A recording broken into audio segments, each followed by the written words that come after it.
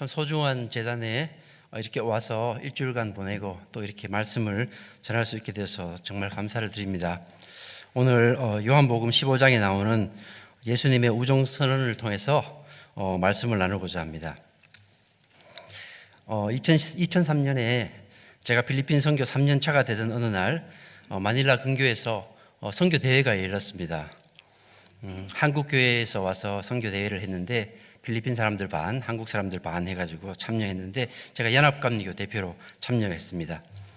그때 필리핀 개신교 교회 협의회 총무로 계시던 성공회의 렉스 레이에스 신부님이 말씀 전한 게 아직까지도 제 마음에 큰 울림이 되고 있습니다.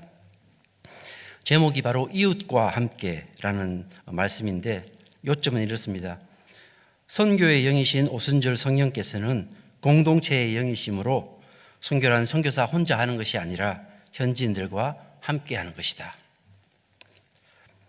필리핀에 사역하면서 한국의 어느 주요 개신 교단에서 이제 큰 뜻을 품었습니다. 아시아와 태평양을 섬길 지도자들을 양성할 대학을 만들고자 했어요. 필리핀 사람들 영어도 잘하고 그래서 그동안 필리핀에서 운영해오던 작은 성경학교를 기독교 대학으로 성장시킬 비전과 계획을 세웠습니다. 홍보를 한국에서 크게 했고 많은 후원금도 모으고 그래서 땅도 사고 건물도 잘 지었습니다. 시간이 지나면서 학교의 외형은 점점 발전했는데 내부 운영은 여전히 소수 한인 선교사들을 중심으로 이루어졌습니다. 현지인들은 주요 의사 결정 과정에서 배제되었고 단지 선교사들이 시키는 일만 했습니다. 시간이 더 많이 지나자 후원교회들은 힘을 다해 소중한 선교비를 보냈고 선교사님들도 열심히 일했습니다. 하지만 기대했던 변화는 없었고 매달 소요되는 상당한 운영비는 모두에게 부담이 되었습니다. 다소 이렇게 부정적인 사례를 제가 말씀드리는 것은 여러분들에게 이렇게 묻고 싶어서입니다. 만일 여러분들이 그 학교에 고용된 현지인들이라면 여러분들은 어떤 생각을 하시겠습니까? 그곳에서 자라고 태어나서 자랐고 또 교육도 받았고 또 나름대로 전문성과 의견을 가진 현지인들이기 때문에 학교의 인플로이가 됐겠죠. 너무나 헌신적이지만 늘 함께 일하지 않는 선교사들, 또 큰 돈을 계속 보내주는 후원교회를 보면서 이 현지인들은 무슨 생각을 할까요? 선교에 있어서 선교 사역이 잘 되면 늘 선교사가 칭찬을 받습니다. 스포트라이트를 다 받죠. 그런데 일이 잘 안 되면 외부로 그 원인이 돌려집니다. 특히 현지인들 탓으로 돌리는 경향이 많습니다. 저도 그 학교의 비전이 너무 좋아서 잠시 동참을 했는데 자신들처럼 열심히 일하지 않는 그 현지인들을 탓하는 선교사님들의 하소연을 아주 많이 들었습니다. 그런데 객관적으로 보면 문제의 원인은 사실은 현지인들보다는 현지인들을 늘 선교의 대상, 도움의 대상, 또 변화의 대상으로만 여기는 선교사들과 선교 구조에도 있다는 것을 금세 알 수 있습니다. 선교에서 이 대상화의 현상을 들여다보면 그것이 선교 신학과 성경 이해까지 연결되어 있다는 것을 우리는 알게 됩니다. 오늘 우리는 정말 전 세계적으로 거대한 전환기를 통과하고 있습니다. 선교도 마찬가지입니다. 선교사, 파송교회, 후원교회가 선교의 중심이라고 생각하는 것은 큰 도전에 직면해 있습니다. 이 변화들은 이미 여러 선교적 용어들 안에 표현되어 왔는데 좀 딱딱하지만 먼저 이 용어들을 보실 필요가 있다고 생각합니다. 가장 중요한 용어는 교회의 선교에서 하나님의 선교로의 변화입니다. 지금까지 우리의 말과 행동은 교회가 선교를 이끌어가는 것으로 표현해 왔습니다. 하지만 선교란 궁극적으로 세상을 구원하시는 하나님의 일입니다. 오늘 주보에 김유진 목사님께서도 글을 쓰셨더라고요. 그리고 교회는 자신의 선교에 하나님을 끌어들이는 것이 아니라 하나님의 선교에 교회가 열린 마음으로 그리고 겸손히 동참하는 것입니다. 이 하나님의 선교라는 말에서 다른 여러 가지 용어들이 생겨났는데 우선 to and for 미션에서 with 미션으로 바뀝니다. 더 우월한 내가 더 열등한 너에게로 가서 going to 너를 위해서 doing something for 가르치고 돕는 것이 아니라 하나님의 선교 안에서 선교사와 현지인이 with 함께 하는 것입니다. 첫째, 주객도식에서 상호 주체 관계로 변화합니다. 나는 선교의 주체이고 그는 선교의 객체. 즉 그는 나의 선교의 대상이기 때문에 내가 가진 돈, 지식, 문화를 일방적으로 받아들이라는 생각에서 서로를 존중하고 서로의 가진 것을 쌍방으로 나누는 것입니다. 둘째는 문화화에서 토착화를 넘어서 상호 문화화로 변화입니다. 문화화 어컬처레이션은 현지인들의 문화는 문제가 있고 잘못되었기 때문에 우리의 문화로 바꾸려고 하는 것입니다. 여기에서 인컬처레이션, 토착화, 현지 문화를 존중하고 현지인 스스로가 우리가 전하는 복음을 이해하고 스스로가 그것을 표현하고 또 실천하도록 하는 것입니다. 그런데 이것을 넘어서 이제는 상호 문화화로 갑니다. 인터컬처레이션, 즉 서로의 문화가 가진 강점을 나누고 약점도 서로 나누면서 약점을 보완하고 강점을 합쳐서 시너지를 만들어서 함께 복음 안에서 성장하는 것입니다. 셋째로 여기서 저기로 해서 모든 곳에서 모든 곳으로입니다. From here to there에서 from everywhere to everywhere. 선교란 부유한 곳에서 가난한 곳으로 가는 것만이 아니라 가난한 곳에서 부유한 곳으로도 가는 것입니다. 혹은 성령의 역사가 우리에게만 있다고 하는 것이 아니라 모든 곳에서 이미 성령의 역사가 일어나고 있고 우리가 그 성령의 역사에 동참한다고 하는 것입니다. 다음은 복음의 선포에서 복음의 소통입니다. 마지막으로 의존성을 달피하고 상호 의존성을 바탕으로 우정을 쌓는 것입니다. 이것이 바로 제가 오늘 드리고자 하는 말씀입니다. 이 모든 다양한 용어들의 공통점은 타자, 즉 다른 사람에 대한 깊은 인식과 존중이 있습니다. 위로는 선교의 주인이신 하나님에 대한 인정이 있고 옆으로는 함께 일하는 현지 동역자들에게 대한 존중입니다. 늘 우리는 선교란 더 부유한 나라에서 가난한 나라로 가는 것이라고 생각했기 때문에 가난한 현지인들을 우리와 함께하는 존재라기보다는 늘 내가 무엇을 해주어야 하는 그런 대상으로, 도움의 대상으로 보려는 경향이 강합니다. 우정의 선교라는 것은 이 일방적이고 대상화하는 선교를 극복하고 하나님의 선교 안에서 이웃들과 함께하는 것입니다. 인간은 사라져도 하나님은 영원하시고 선교를 하는 떠나도 현지인은 영원히 남습니다. 그러므로 하나님 앞에서의 겸손, 현지인들과의 존중과 협력은 열매 맺고 지속 가능한 선교의 기초가 됩니다.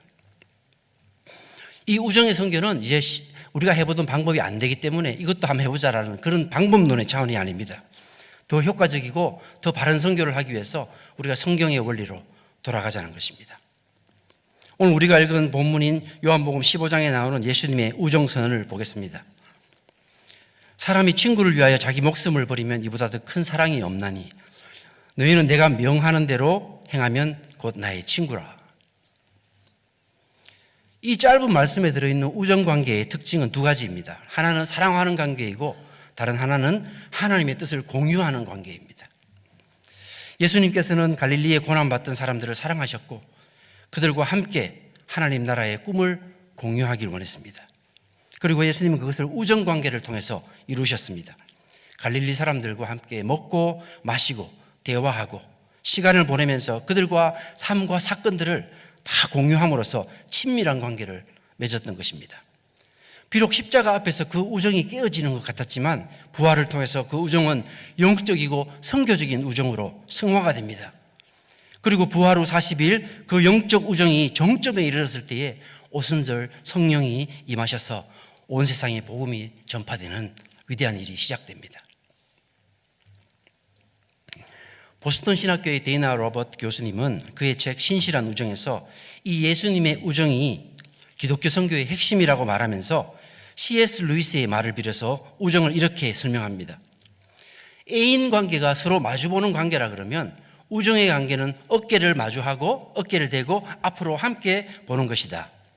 왜냐하면 친구라는 것은 나란히 서서 서로가 공유하는 것을 함께 향하고 함께 바라보기 때문이다. 그리고 함께 다가가기 때문이다. 저는 바로 이것이 오늘 우리에게 필요한 선교라고 믿습니다. 보내는 교회와 보냄을 받는 선교사와 이들을 받는 현지인들이 일방적인 도움을 주고받는 것을 넘어서 하나님의 선교 안에서 서로 연결되고 하나님 나라의 비전과 뜻을 함께 공유하는 것, 그리고 함께 일하는 것입니다.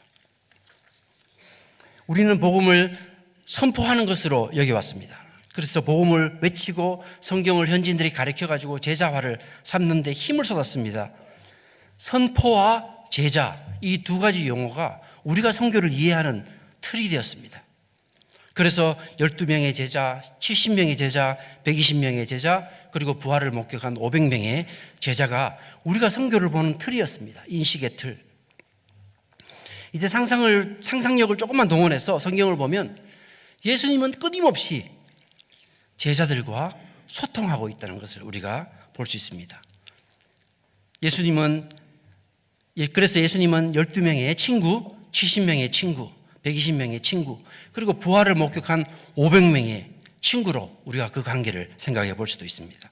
왜냐하면 예수께서 승천하신 후에 그 친구들은 목숨까지 버리며 자신들을 사랑한 그 예수님의 일을 계속 이어갔기 때문입니다. 여기서 우리가 이 친구라는 개념, 우리가 흔히 이해하는 그 친구라는 개념이 아닌 로마 시대 당시에 그 친구가 무슨 의미가 있었는지를 볼 필요가 있습니다. 왜냐하면 예수님께서 제자들을 친구라고 부른 것의 의미는 로마 제국의 페이트로니지라는 문화 안에서 더 선명하게 이해가 되기 때문입니다. 페이트로니지는 로마 사회의 인간 관계의 문화였습니다. 그것은 페이트론과 클라이언트, 주인과 종, 갑을, 이 사이에서 필요한 것들이 서로 왔다 갔다 하는 그런 관계입니다. 상대적으로 더 많은 돈과 부를 가진 페이트론들이 클라이언트들에게 돈과 인맥과 또 기회를 제공해 줍니다. 이에 대한 응답으로 클라이언트들은 혜택을 베풀어준 페이트론들의 이름을 선전하고 또 선거가 있을 때 표를 또 몰아줍니다.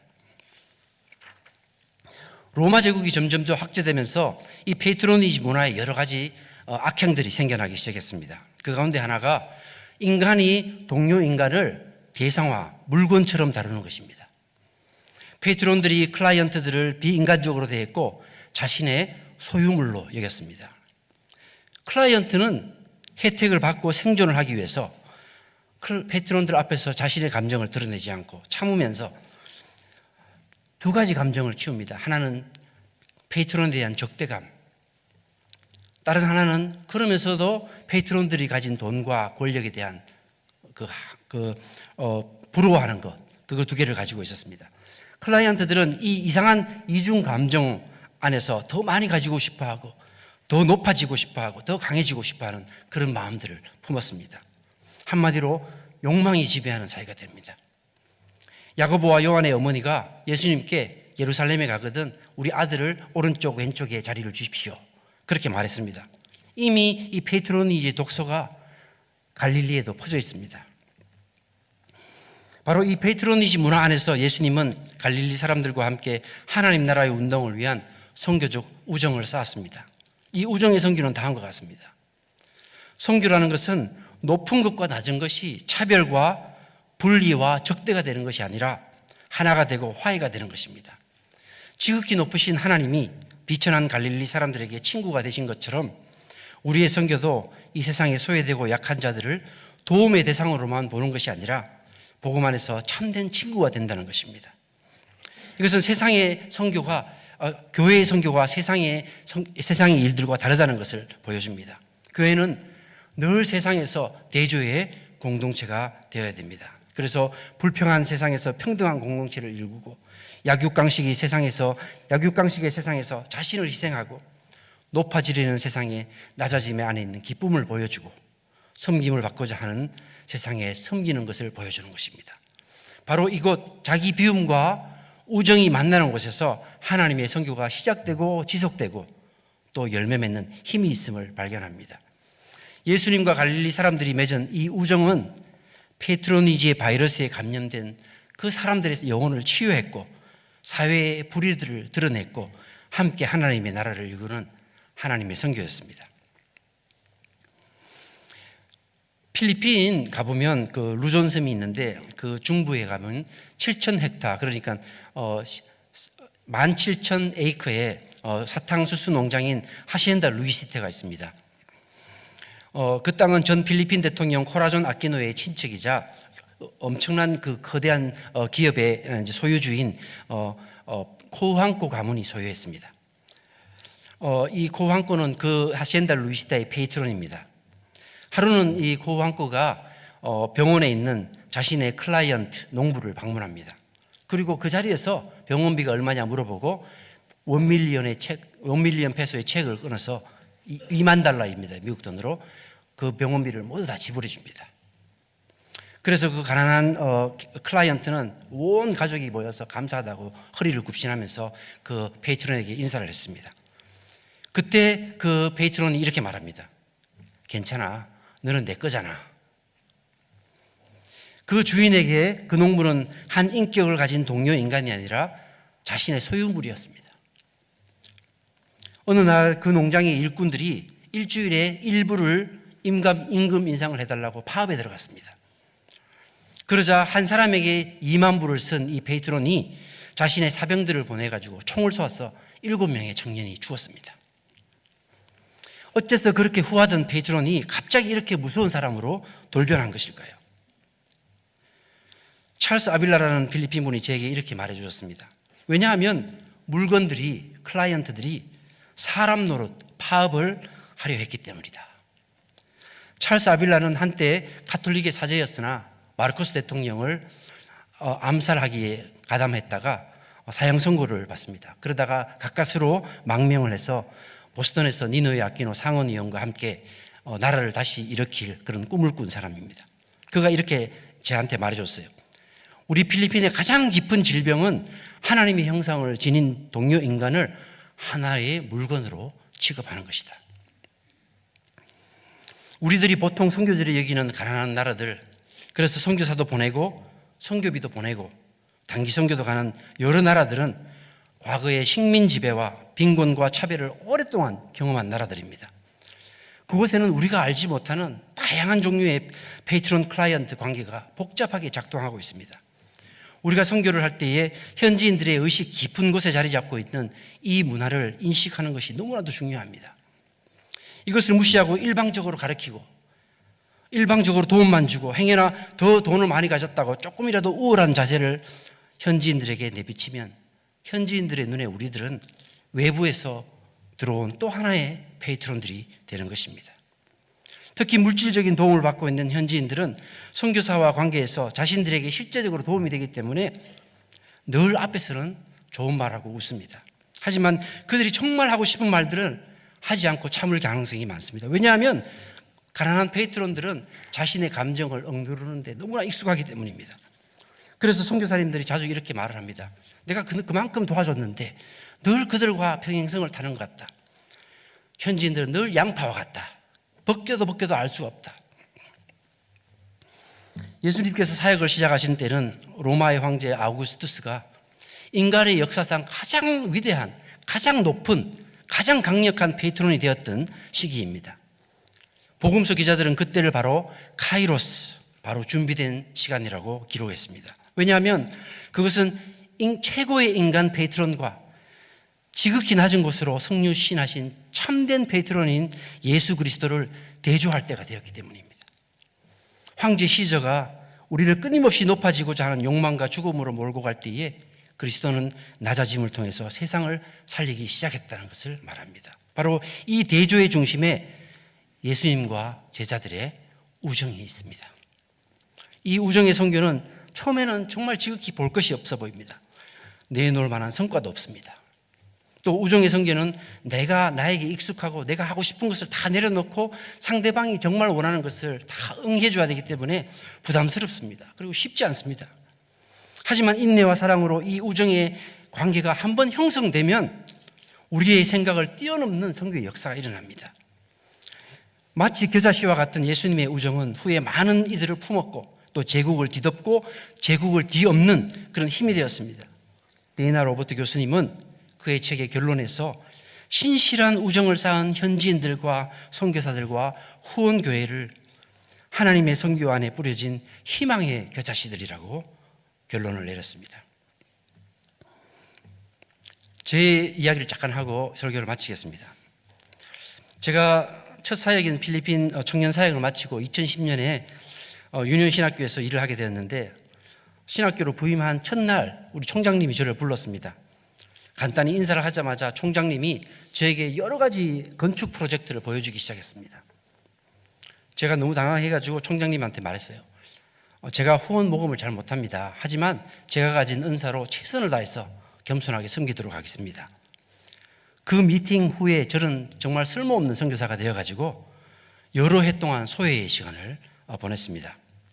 그 기간 동안 저는 정말 내가 도대체 여기서 뭘 하고 있는가, 선교비는 계속 오는데 내가 도대체 여기서 뭘 하고 있는가의 생각에 많은 시간을 힘들어했습니다.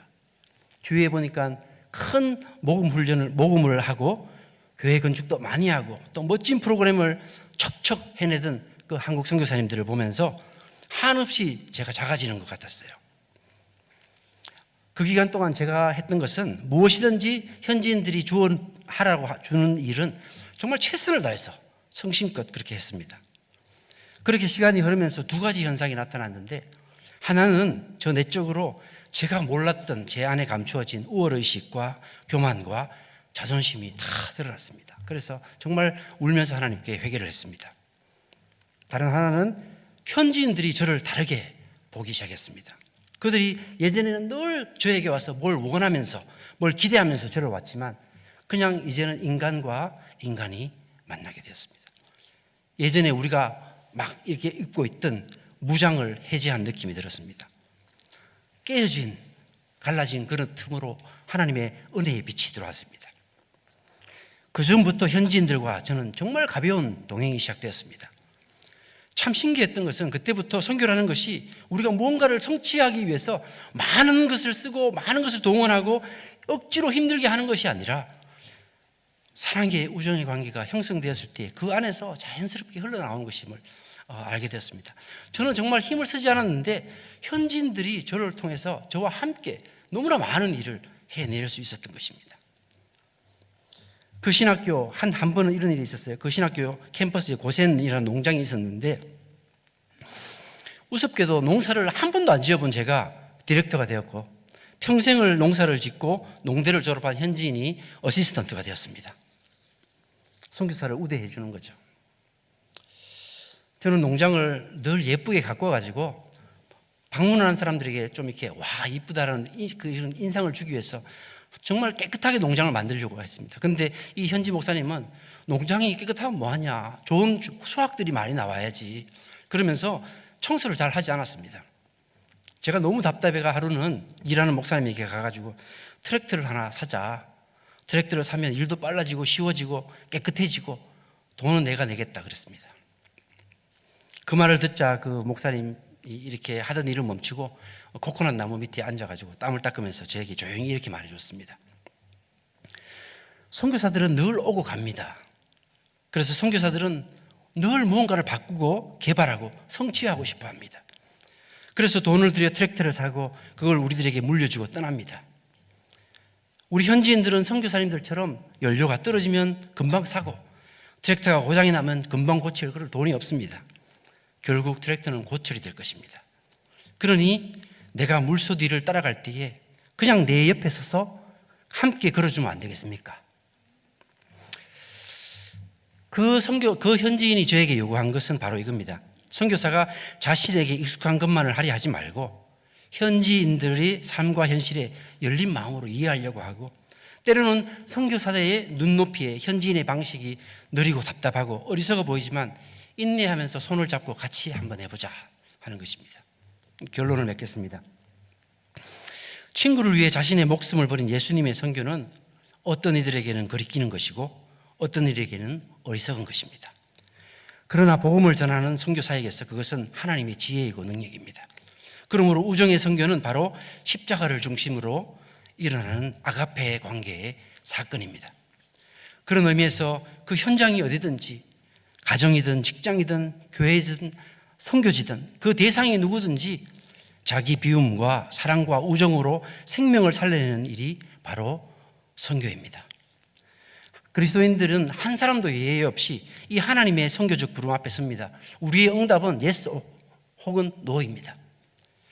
만일 우리가 yes로 이 요구에 응답한다 그러면 십자가 앞에서 맺는 우정의 관계는 그 어떤 것으로도 대체되면 안 됩니다. 그 무엇으로도 대체되면 안 됩니다. 이것이 형성된 후에 모든 다른 것들이 와야 됩니다. 저희 세계선교부 선교신학자인 데이비 스캇은 그의 책 경계를 넘어서 Crossing Boundaries라는 책에서 이 선교적 관계 형성에 대하여 이렇게 말합니다. Relationship is not merely the best way to accomplish other objectives in mission. It should be our objective in mission. 선교에 있어서 관계 형성이란 단지 다른 목적들을 성취하기 위한 하나의 수단이 아닙니다. 관계 형성 그 자체가 선교의 목적이 되어야 합니다. 기도하겠습니다.